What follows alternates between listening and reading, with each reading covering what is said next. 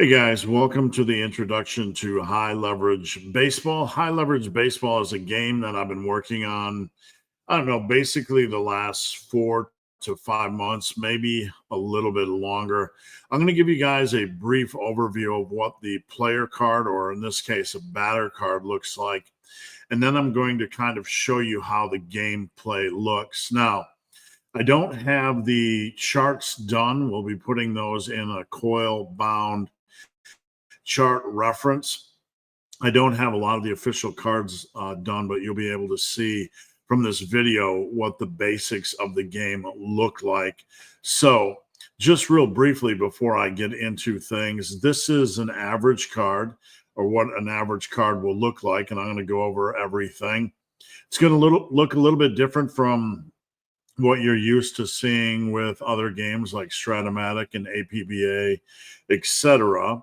And then I'm going to go over the other two main charts, which are going to be the focus, the eye chart or the command chart, pitcher command chart, and then we have the BIP or the ball in play chart. So basically how it's going to work is, instead of rolling dice and getting your result on the pitcher or the batter's card, we have in High Leverage Baseball, we're going to have a basic, an advanced, and a super advanced type of game. So basic can be just, you can see the left column where we have no split, where it's kind of like playing Stratomatic baseball. You don't deal with left or right-handed splits. You just have a rating. Now, the ratings are going to be between 1 and 100. The interesting thing about the ratings is I put them together based on the best of all time. So all of the charts are based on the best of all time. So a 100 would be the best of all time as it stands today, like Barry Bonds' home run record, Suzuki with his singles, and the all-time record for infield hits in a season, doubles in a season, etc. So 100 would be that standard, and a 1 would be the worst you could be, basically, compared relative to that standard. So this is going to provide a pretty equal playing field when it comes to playing teams from different seasons, right? Everything's going to be matched up, obviously, statistically against the greatest of all time, but it's also going to be relative to their season. So it's going to be quite interesting. You'll be able to play teams from any season against one another. I will go over the charts a little bit, but you can see in the center columns you have versus lefties and versus righties. That's more of the advanced game. And if you want to get into the super advanced, you have home and away. So instead of working in ballpark factors, what I decided to do here was work in home and away factors. Now, there's nothing wrong with having a ballpark card like Payoff Pitch does, which is the game that I enjoy playing the most, or some of the other games. But I wanted to take that a step further and have home and away for each individual player. I find that a little bit more grainy. It's what I wanted to play. And you also have a day and night modifier for each player, for each batter. The pitchers, I'll explain that really briefly, but let's say you can mismatch these any way you want. You could take the no split system and you could work in home and away modifiers, right? You don't have to do the day and night if you don't want to. You could take in the left and right and just do day and night modifiers. So there's a lot of different ways you can slice and dice high leverage baseball. But let's say, well, first off, I have to say this. These aren't the real stats and ratings for Shohei Ohtani. These are just placeholder numbers that I put up to generate the card, and I don't have a clue if any of them are correct. I think the stats might be correct. I've gone through so many iterations of this, I can't remember. But I don't want anybody to panic. The ratings are not correct. They're just stuff I tossed in there as placeholders. You can see the no split home run is a 39, and versus lefties and righties, it's quite a difference. So just some random numbers, but ignore the name of Shohei here, and let's just pretend. So let's say You are playing the basic game, no split, and you have a 39 home run rating. A pitcher is going to have a modifier, plus or minus, and that's going to be relative to how they performed against the league, etc. So, you could have a pitcher that gives up a lot of home runs, extreme home runs, could be a plus 15, or you could have a very stingy pitcher that's minus 11 or 12. So, if you roll a home run possibility in high leverage baseball, you're going to roll a two 10-sided dice to generate a number between 1 and 100 to see if you get that result. And you would take the pitcher's modifier. So let's say the pitcher's very stingy and we roll a possible home run of 39. And let's say the pitcher is -7. So a little bit on the stingy side. That would reduce our chance of a home run to 1 to 32. Let's say our batter is playing at home and he's plus 10 at home. All of a sudden it's up to plus 42. And it's a day game, so -1. So what did we have? We had 39 -7, which is 32. And we had a home game, which is 42. And it was a day game, so 41. So you'd roll, and 1 to 41 would be a home run. And that's the really simple way of how the mechanics of basic batting works in high leverage baseball. It's I put this together because I wanted it to be extremely statistically realistic, a really sound foundation. And I think I have that here, but you can really get grainy and funky and miss and match things any way you want. And that's the exciting part of the game for me. Now I'm going to jump over from this and explain the mechanics, because I didn't just want half the results on the batter card and half the results on the pitcher card. And in dealing with the statistical reality that when we're comparing a rating on 100 to the best of all time, Suzuki's a 100 with over 200 singles, and Bonds is 71 home runs, and you have a walks well over 100, and doubles well over, what was it, 60 or something, I can't remember, and triples 21. The numbers on the chart exceeded 100%. So I wanted to come up with a system that could work with that, still using ratings instead of just dice rolls. And this is a system I came up with.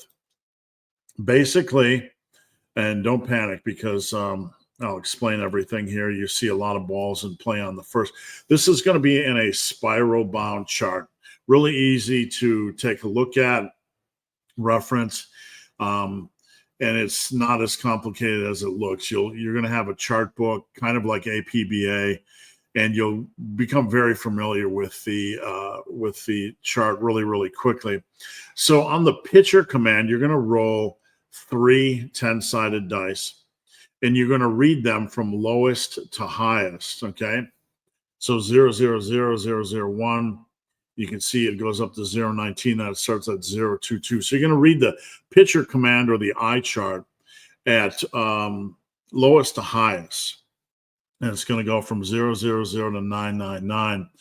Basically, on the pitcher command chart, you're going to have a chance, a walk check. You can see a lot of walk checks.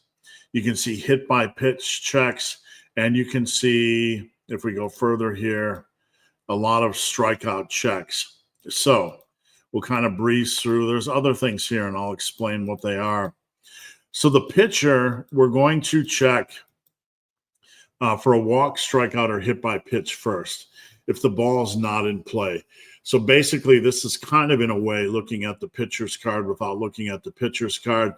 The pitcher's control card, we're going to see how things shake out. Is he going to have a possibility to get a walk? Is he going to have the possibility of getting a strikeout or hit by pitch?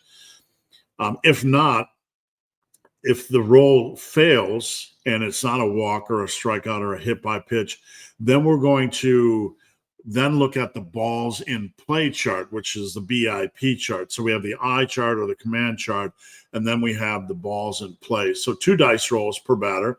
You're going to roll, and you're going to see what's the likelihood, a walk or strikeout or ball in play, and then you're going to roll again to see if you get that result. Now you can see there's some other things here. You have a rare play chart, and we'll go over that in another video. I put together a very robust rare play system that literally has 1,000 different outcomes, super rare plays or player modifiers. We also have a mild injury chart. You'll notice a 001 will be a mild injury. And I want to kind of move forward here. All the unique stuff is highlighted. So we had the mild injury, and a 999 will be a major injury. Now, the injuries I tried to structure to be pretty conservative. I didn't want to overblast you with injuries and take the fun out.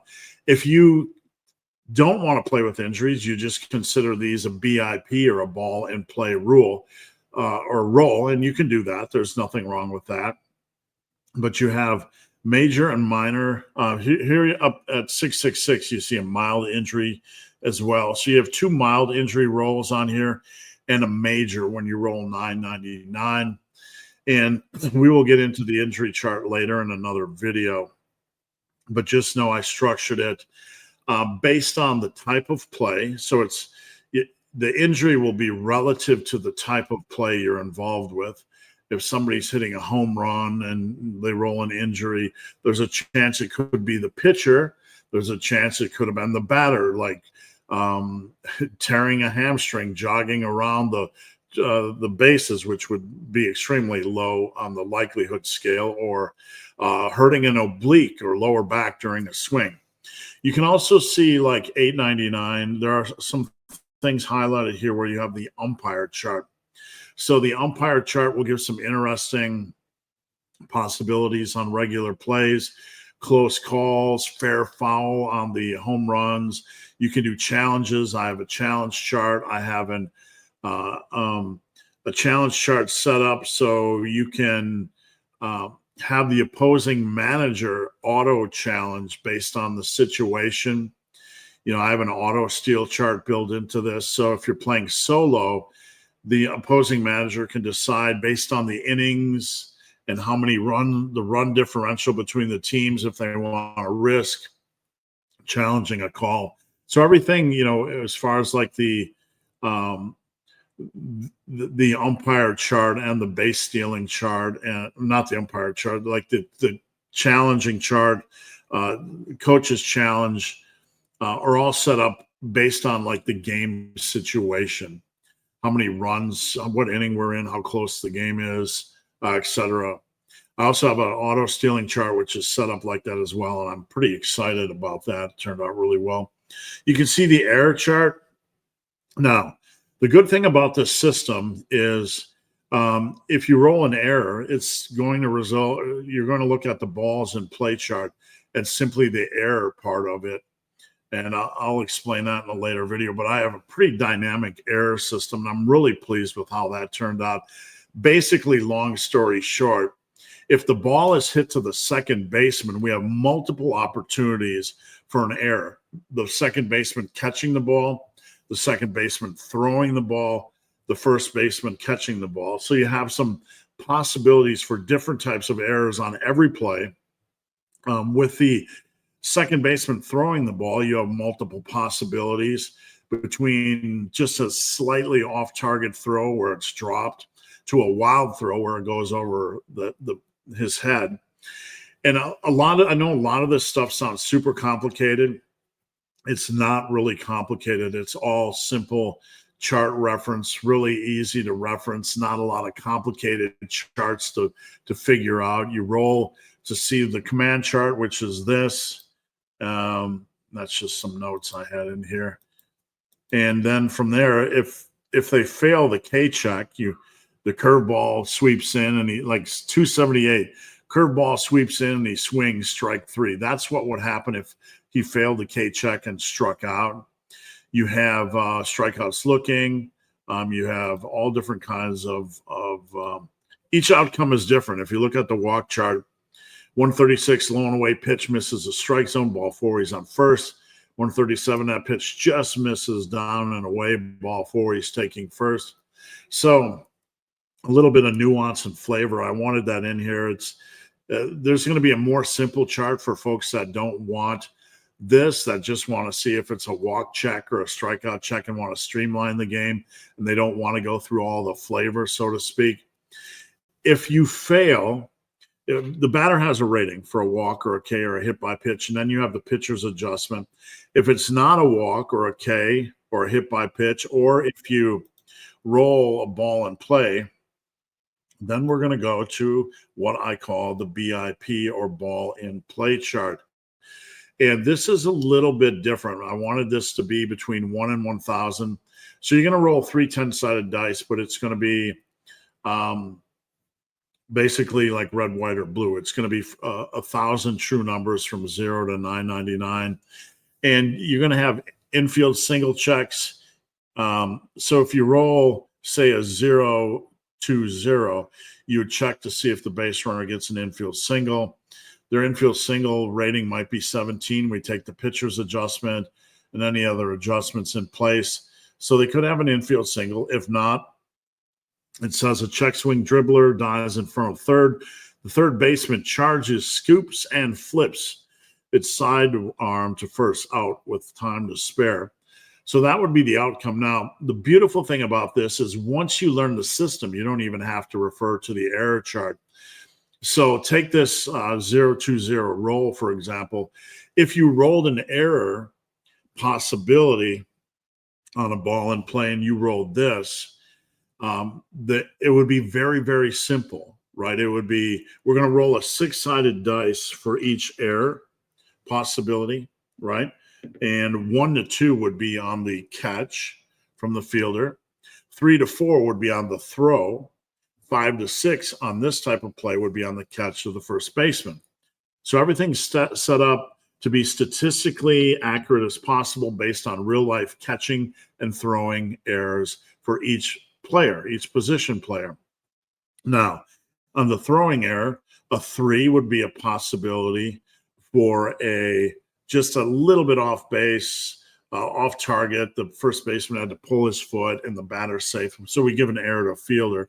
A 4 would be a wild throw over the head, causing runners to advance an extra base. So once you learn the error system, you don't even really need to refer to the error chart. You would know that on any infield hit, 1 to 2 is a possible catching error, 3 to 4 is a possible throwing error, and 5 to 6, if it is the first baseman or a ground ball, would be a possible catching error on the first baseman. And the same logic applies on a pop-up, right? If it's an error, it would be 1 to 6, it would be a drop pop-up, or a fly out. 1 to 6 would be a dropped fly out.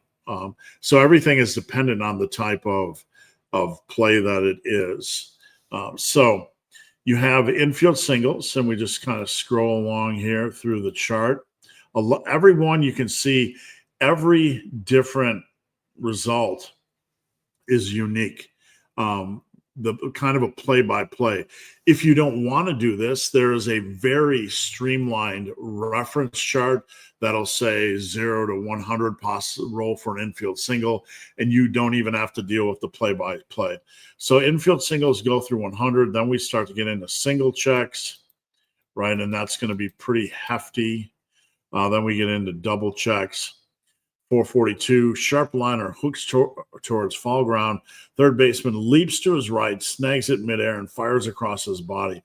So basically, in this situation, if you fail the double check, the liner towards foul ground, the third baseman leaps and snabs it. If it is a double, it would go over his head. It'd be or he just missed the liner down into the corner for a double. So you can see it's pretty self-explanatory with the play-by-play. Then we move on to some triple checks. 552, blistering grounder, hugs the line. Third baseman backhands it near the bag, plants, and fires a near-perfect throw to first, up by a fraction. So if it wasn't a triple, instead of the third baseman backhanding it, it would be by the third baseman into the corner for a really interesting triple. And after the triple charts, We have just some random out stuff that doesn't have any base, single, double, triple, infield hit check liners. And then at 800 to 1000, you have a home run check.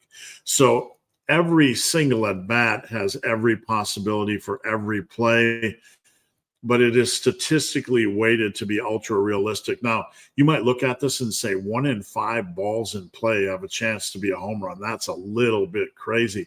But statistically, if you look at how I weighted everything, we had to get around 200 to allow for Barry Bonds to basically hit a home run 1 out of every 5 balls in play, or somewhere around there. I don't remember the exact number, but if you look at Barry Bonds statistics, it comes pretty close to that.